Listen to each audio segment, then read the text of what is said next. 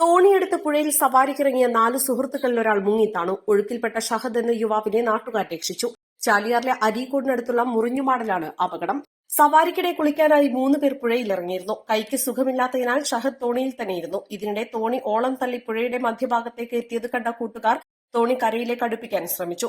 ഇതിനായി ഒരാൾ തോണിയിലേക്ക് കയറാൻ നോക്കിയപ്പോൾ തോണിയിലിരുന്ന ഷഹദ് പുഴയിലേക്ക് മറിഞ്ഞു വീഴുകയായിരുന്നു. ഓടിക്കൂടിയ നാട്ടുകാർ യുവാവിനെ രക്ഷപ്പെടുത്തുകയായിരുന്നു. ഇയാളെ കോഴിക്കോട് മെഡിക്കൽ കോളേജ് ആശുപത്രിയിൽ പ്രവേശിപ്പിച്ചു. ഇവർ സഞ്ചരിച്ച ഫൈബർ വള്ളവും 3 മൊബൈൽ ഫോണുകളും 2 ചാവിയും പേഴ്സുകളും പുഴയുടെ മധ്യഭാഗത്ത് മുങ്ങിപ്പോയിരുന്നു. മഞ്ചേരി അഗ്നിരക്ഷാ നിലയം തലവൻ സുനിൽകുമാറിന്റെ നേതൃത്വത്തിലെത്തിയ സ്കൂബ ടീം 12 മീറ്റർ താഴ്ചയിൽ നിന്ന് ശ്രമകരമായാണ് തോണി പുറത്തെടുത്തത്. തുടർന്ന് നടത്തിയ തെരച്ചിലിൽ വെള്ളത്തിനടിയിൽ നിന്ന് യുവാക്കളുടെ പേഴ്സും മൊബൈൽ ഫോണുകളും വാഹനത്തിന്റെ ചാവികളും കണ്ടെടുത്തു.